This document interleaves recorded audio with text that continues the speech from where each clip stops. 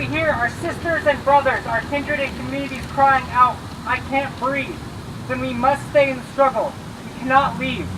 Through God's grace and God's love, with God's help, we're not going to stop until the people are free. So go into the world to fight for freedom. Go into our communities to struggle for justice. Go into the streets to work in solidarity. Go into the boardrooms and courtrooms, police stations and council meetings. We're out here tonight with a group of other citizens from Santa Clarita trying to demonstrate that we don't approve of the events that have been happening in this country recently. We're out here to condemn racism, to support love, and to show everyone that we want this to be, a safe place for everyone. Well, we're supporting basically love for everyone. We're both public school teachers, so it really hits home when there's hatred going around, because we serve all students of all different different backgrounds. Yep. Yeah. Yeah. And my cousin is the rabbi who actually was speaking earlier tonight, and she, we wanted to come out here and be, in support of everybody who's here tonight. So tonight we're here with signs. We're here to rally we're peacefully rallying to show equality and love and peace. Tonight I'm here because I really feel like we need to say something about what happened in Charlottesville, that we need to not just let it pass by just because we're kind of on the other side of the United States. That this is something that's important for all of us to understand and stand up against, because we can't have this kind of violence and hatred in our world. I'm here tonight because I feel like it's time to take a stand. That I read a blog and it just said that our work just got more dangerous than it did, even in a community like this one. But there just aren't two sides to this situation. There's right and wrong.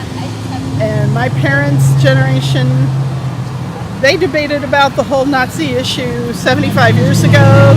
They decided they were against it. And I didn't see no reason to change opinions now. And so I'm just here because I have to do something.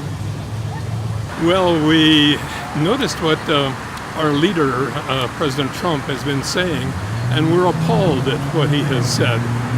We were appalled initially at the violence that was going on last Friday and Saturday, and then we were even more appalled at what President Trump said about it. I have just found out today about something called Anti-Fas? Antifa. Yeah, Antifas. Okay. It's a really, really tiny group of those on the left. And yes, for some reason they think they need to physically fight. And I wish we could get them off of our side, because the huge majority of us want no part in that. when people come with the kind of like rhetoric and anger and hatred that was starting out as the that they were there to, sorry, the honking really got me, but when you start out with that kind of rhetoric that everything is so angry and violent already, and then to have that as a reaction it's almost like expected, and you can understand some of it, and you don't want anybody to, that's what this is about, is we don't need to give into that want to be violent as a reaction. Like we can just stand together and be there for each other. That's, yeah. I think violence on either side is unacceptable. I think what today is about too is us coming all together as Americans, whether we're Jewish or Christian or non-denominational whatsoever. Because again, I think it's like the speaker said, it's bigger than all of that. It's bigger than left and right. It's bigger. It's about love and acceptance. So. Yeah. Ideally, with the situation in Charlottesville, neither side would have weapons, and we wouldn't need to be out here saying, "Don't be racist, don't kill people." But the situation being what it is, I think it's more important than ever to remind our friends and family about that we are out here advocating for peace. We are out here advocating for an end to racism, to white supremacy. And were the situation perfect, no one would have weapons. What we want is peace, and we are out here hopefully spreading peace and love. The left being armed scares me a lot. I think anyone being armed, if they're not a professional, scares me a lot. But knowing that we could, potentially be going into something non-violently and have someone come back and hurt us is the scariest thing for me, especially with a child and raising a daughter in what I hope is a non-violent world, and I'm not seeing that. I don't agree with an armed left resistance. I think that if we start putting ourselves out with that type of message, it becomes much more difficult to determine who's right and who's wrong. The image comes back to me of the young woman putting the daisy in the muzzle of a soldier in protest at the Vietnam War. And that's been a very powerful image, and it said a lot of things with no words.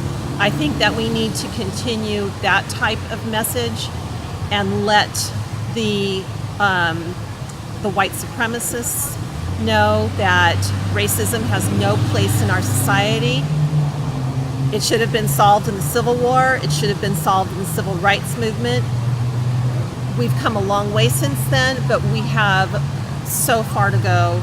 And I don't think that putting two armed forces, I think that was tried in the Civil War, it's not going to work. It won't solve anything. Armed resistance is something that I generally don't like.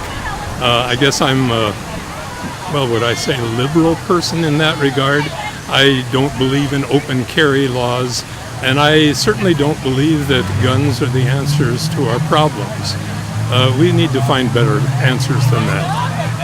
I think the solution in order to help prevent and stop this movement towards white supremacy is in order to bring people together, like at this meeting, to show that as a community that there's still love, and that overwhelmingly we want to support everyone of every race, color. We want to be there in order to show love, and that's just the most important thing right now, is being united as a community. And even if you feel like maybe your voice doesn't matter as much, it's getting out there just to show that you are here. I think that if we look at the people who exhibited that in the past, like Martin Luther King and people who were his followers, on the freedom riders and civil rights workers in those days, that was the way they worked. That was their way of operating, and they're pretty admirable people. And so I think I hope to follow their example. Peace will always overcome violence, and then there'll be something else to fight about. With this issue, yes, I definitely believe so. I do a lot of world traveling. You walk through London, you walk through Paris, you walk through Dublin, and those are all cities I visited in the last 12 months. You have people of all faiths, all colors, all ethnicities walking around, and nobody cares.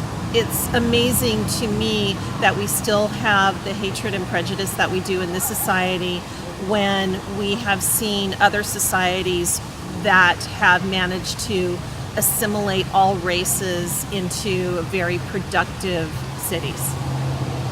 Well, I certainly believe in the First Amendment, and so I believe that the alt-right has the right to publish their views, to speak out, but certainly violence is not part of that equation. And their viewpoint concerning racism is absolutely wrong. So we simply have to keep speaking our own words of wisdom and speak out against the racism that we see.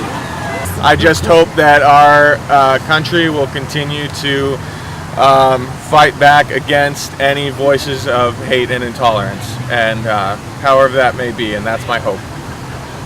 Thank you all.